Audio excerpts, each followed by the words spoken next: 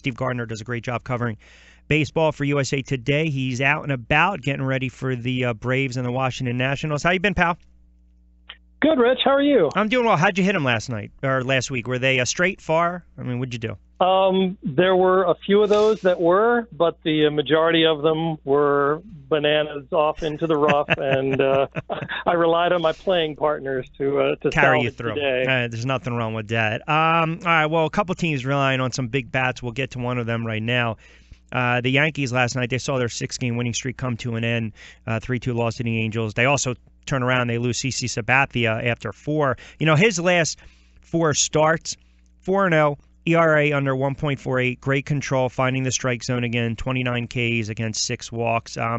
That's a huge, huge blow for them if he goes on the shelf for an extended period of time with that strained hamstring. I'm just curious. I'm looking at some of their other options, whether it's, say, Chance Adams, who's a great prospect down there in AAA, Sessa, another kid that struggled down there in AAA. First and foremost, talk about the potential loss of CC, and who do you think they'll replace him with?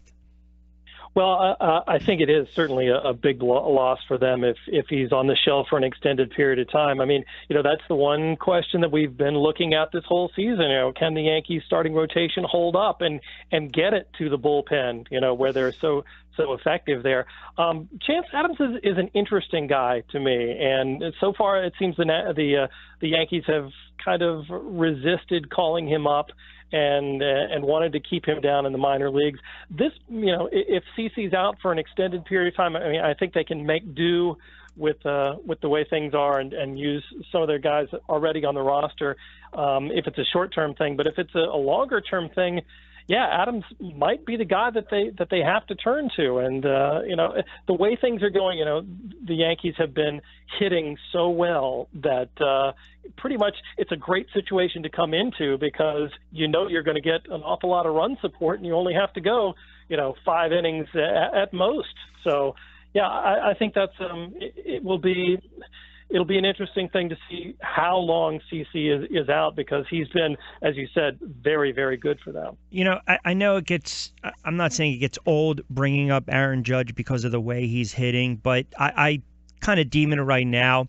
I kind of equate it to Trout in this regard. It's kind of like must-watch TV, right? Every at-bat, you just have no idea what this kid's going to do.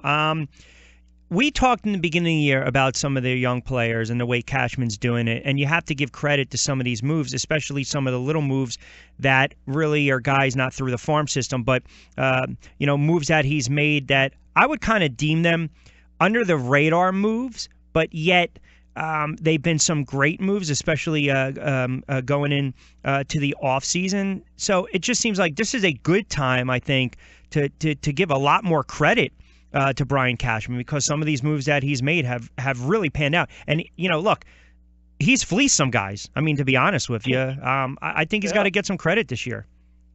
Yeah, he does. And the thing is we haven't really seen the impact of some of the moves that he made down the stretch last year. I mean, we haven't seen Clint Frazier yet. We haven't seen Gleyber Torres. And those guys are knocking on the door at AAA. So, yeah, I think Brian Cashman, it seems to me, Rich, that this was the kind of direction that he wanted to take maybe a year earlier, and management in the front office didn't really embrace that. They wanted to continue to compete and all of that. And I think this is where Cashman shows what his philosophy is, and he's implementing it and able to implement. And I think we're starting to see the fruits of that, and we will see a lot more in the years to come. Yeah, not even talking about doing a great job replenishing the farm system, but when John Ryan Murphy, Adam Warren, Shane Green, that's who he traded to get respectively Hicks, Castro, and Didi Gregorius. So, right. So we're seeing it right there with the Yankees. Do you think they have, sustainability in the AL East? Because I know when we talked in the beginning of the year, look, Boston, we kind of know what their problems are, their flaws are. But Toronto, I would still not sleep on Toronto because they've been able to kind of dig themselves out of a really nasty hole early on. And if you can start to get yourself a couple games over 500 right around mid-July, it just seems like in spite of how well the Yankees have played, this kind of tells you, it's further proof that the AL East is pretty competitive. Oh, by all means. And, you didn't even mention the Tampa Bay Rays, who Yes, are really yeah, surprising. yeah. I mean, it's a team that's over 500 that I don't know that many people saw contributing. And they've got, Wilson Ramos is coming back. He's on a rehab assignment. He can give, the Rays don't generally make a lot of moves at the trade deadline to add pieces, but they're going to get Wilson Ramos back. Brad Boxberger in the bullpen is a nice piece that they can get back fairly soon here when he gets healthy. So, yeah, you throw the Rays into the mix, too, and it's going to be, a battle royal there in the AL East going down the stretch. You're out there covering the Nats in Atlanta, and we'll kind of switch gears to the NL East for a moment. I'm not ready to write the Mets off. I know they've got some issues, but I'm not going to punt just yet. I think if they can get to 500 by late July, and if they can kind of forget about the division, maybe in the wild card, I think they'll be okay. But again, it's always with the starting rotation. You just never know, and all of a sudden guys get old, bats go quiet. My concern with the Washington Nationals, though, the front runner who are running away with the NL East, do you have any concerns or pause for concerns regarding their bullpen? Oh, tremendously. There are lots of things that are wrong with the bullpen, and they can't seem to really trust anybody. So at this point, I think it's a question of whether Mike Rizzo gets the go-ahead from the Nats ownership to be able to maybe spend some money, take on some contracts of the guys that are coming up for arbitration or potential free agents or something like that, and maybe trade a couple of pieces from the farm system. But they have to do something. Something has got to be done with this bullpen, because no matter who they throw out there right now, and Coda Glover looked like he might be taking the closer's job and running with it. He gets injured, goes on the disabled list, freak little shower accident where he wrenches his back. That's been kind of a metaphor for what's gone on with the Nationals bullpen this year. But yeah, it seems like they've got to make a move, maybe more than one, in fact, to get a bullpen that will be ripe and ready for the postseason. And that's got to happen. The more they keep blowing these late leads to teams that they should be beating, the more the team gets beaten down. And you don't want that going into the dog days of summer, because we've seen what's happened to the Nationals in previous years. Some years they've been the juggernaut team. Other years they faded down the stretch, Yep. and we've seen the Mets catch them before and pass them. Yep, absolutely. 12:30 on a Wednesday. Rich Quinones here. USA Today's Steve Gardner joining us as he does every week throughout the baseball season, the offseason, covering the Nats and the Braves. Houston's dropped 3 straight, 4 or 5, looking to avoid that 3-game sweep at the hands of the Rangers. They lose Keuchel, lands on the DL again. I guess, when someone says, okay, it's a 7-day total shutdown, no throwing at all, they're going to be very cautious and just smart about this. But they also have a 12-game lead in the AL West, so they can be a little more reserved and cautious with him. There's really no need to rush him back. Certainly not. And, that's the same with Lance McCullers, who's been really good for them also this year. There's some concern about him and his innings and, how many they want him to throw during the regular season. But that's the good thing. I mean, Houston's got a really deep farm system. They called up a couple of pitchers already to make some spot starts. Brad Peacock has been pretty good going into the rotation on an interim basis.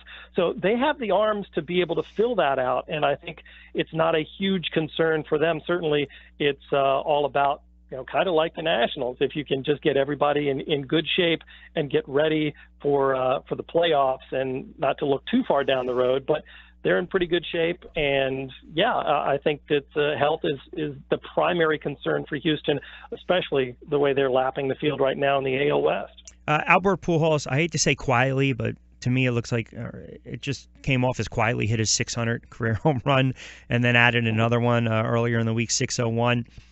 And I know you can appreciate this because I did a little digging. So we always talk about these sluggers. Mantle hated that the fact that his average dipped below 300. When Pujols left St. Louis, he was a career 328 hitter, 420 on-base percentage. Since he's been playing with the Angels now, he's been a 264 hitter with a 322 on-base percentage. Now, I understand he's getting older, some injuries. To me, he's becoming that feast or famine type of batter, that type of hitter, if you will. But do you think because now... And he's only hitting 237 this year, so his batting average is now plummeted to 307. it's kind of like a catch-22. He wants to keep playing. He wants to climb the ranks of the career home run list, but at what cost, right? Because I know he prides himself on that batting average. I mean, is it possible that this average dips down under 300 for his career? It doesn't make him any less of a player, but I just found those two stats that I threw at you kind of interesting because the first 10 years of his career, I mean, we talked about this years ago. You're talking about the 10 best of any slugger in Major League Baseball history. And now we kind of look at the second arc of his career, and the numbers have drastically decreased. Yeah, I think, and it's obviously, he's had problems with his feet and his legs, and he can no longer move. So he's got to change, the type of hitter that he is. And yeah, if he were completely healthy, I'm sure he would be hitting for a much higher average. He'd be going the other way. But now he's pretty much a dead pull hitter, and that's what he can contribute right now at his age and his physical condition is to hit home runs, pull the ball down the line, drive in runs. And look, he's still driving in as many runs as anybody in the American League. So there's that he's still able to do. But yeah, he's a completely different hitter now. And I think, his legacy is important to him. Whether a 300 batting average for his career is anything that is, maybe more important than the home run total, I don't think it is. I think just the overall numbers. He's a very proud guy and a very proud player. I think he'll continue to play as long as he physically can. But once he reaches that point, I think he's certainly willing to walk away from it. So yeah, the numbers will continue to go down, and but still, it shouldn't detract from the fact that Pujols has been such a fantastic player. I wrote about him a week or so ago for USA Today Sports Weekly, and just a kind of an appreciation of how consistent. Oh, no doubt. Take that time that he was with the Cardinals, you could write in, 320, yep. 35 homers, 120 RBIs, and I mean he averaged that for a decade, which just is phenomenal. So he's in the twilight, but it's certainly he's still burning bright in baseball fans' eyes. And let us not forget about this though. At the end of the day, right, the money, making $26 million this year, and then it goes like this: 27, 28, 29, 30, coming over the next 4 seasons. So that would be a lot of coin, a lot of scratch to walk away from if he decides he's had enough. There's always that motivation. And he can still DH, so it's not like he has to play the field as he would if a National League team. Yeah, no doubt. 2 more quickies for you. Always appreciate the extended time. How about last night, right? The genius that is Joe Madden decides, you know what? I got to do something here with the lineup. Let me shake it up a little bit, and I'll just have Rizzo lead off. And what does he do? He has that big blast early on. They rake the Mets over the coals. You get who was it? The kid Ian Happ, I think, with a grand slam. I think he had several strikeouts too, and the one hit's a grand slam. So how about Madden last night? Yeah, Happ with 4 Ks, 1 grand slam. So nice stat line. All or nothing. Yeah, talk about feast or famine. But yeah, from what I understand, it was Rizzo that was kind of lobbying for that to put him in the leadoff spot. So it worked out for him, worked out for the Cubs, and again, Joe Madden, the crazy genius, comes up with something new. Yep. We I guess come to expect that from him. Last one.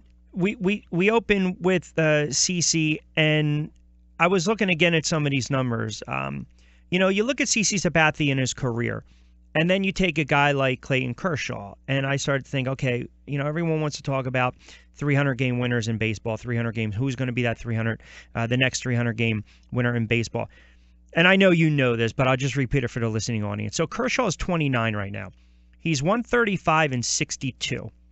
So he would need 165 more wins to reach 300, which basically means he's going to have to average 15 or so wins over the next 11 years, which means he'll probably pitch until he's 40. CC's 230 and 143. He's 36. He needs 70 more wins, but now you're still looking at 15 to 17 wins over the next 4 to 5 years. I guess the point is, this, to me, who potentially could be that next 300-game winner? I mean, maybe he's not even pitching right now in the majors.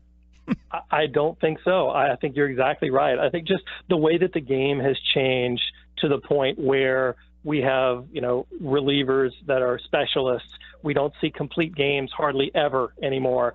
And in that regard, if your pitchers aren't going deep enough into games, they stand less of a chance at getting the win. And even with a great pitcher like Kershaw, you're not gonna see all those victories. We won't see, but maybe one or two 20-game winners tops every season, when we used to have many more than that. So yeah, I just think it's the way that the game has changed. It's going to be an awful long time before we ever see another 300-game winner, if in fact we do. I mean, I think it's that the game has changed to that degree that it makes it almost, I can't say impossible, but very, very difficult to do. It's the same with complete games. I mean, in the 1800s, guys were 50, 60, 70 complete games in a season. Then you go to the early parts of the 1900s, guys would get 30 plus, whether it was an Irv Young, a Jim Whitney, an Ed Walsh, Whitney, pardon me, those. But you're talking late 1800s and 1900s. The complete game, it's almost like a lost art. I looked at some of these guys, when you look at the Warren Spahns of the world, and, you just put those guys out there, and my goodness, 200-300 complete games in a career for some of these guys, Walter Johnsons of the world. It's. I think you could push some players in the game today to that degree, but we don't know, how many guys burn out because of arm injuries back, in the 40s and 50s and even earlier. So I think it's one of those where, yeah, there probably could be some guys, but it's just not a smart thing to do, and certainly not with the contracts that they have right now. Let me, and again, forgive me because I always do this to you. I've been doing it for about 12 years here. Let me just ask you one more before I let you get out of here, because you bring up a really interesting point. Why do you think, is it because these pitchers now are bigger and stronger and there's just more torque? It's just more of a volatile motion when they throw, that we see more and more elbow injuries, arm injuries? Without question. I think just because, especially because of all of the emphasis on velocity, and guys are going out there and they're told throw as hard as you can for as long as you can. I don't think there are any pitchers that talk about these days about pacing themselves and, getting into a rhythm and having something left toward the end of the game. I think that's the big change in pitching philosophy, and part of it is because you've always got another guy, you can come in and have out of the bullpen who throws 95. So yeah, pitchers are not pacing themselves, and that's why you're not seeing those kinds of complete games anymore. No, it's certainly a rarity, just like the 300 game winner, which, like, I think we'll agree, we don't know who he is. He might be pitching in his bullpen, maybe in his backyard as a toddler right now. All right, my friend, you got the Nats and the Braves. Always appreciate it. You're a great follow on Twitter. Don't forget all the articles Steve does for USA Today. So I appreciate the extended time on this Wednesday. We'll talk next week, pal. Sounds great, Rich. All right, take care. You got it. Be well. Steve Gardner. Good stuff as always. Really very, very knowledgeable when it comes to baseball.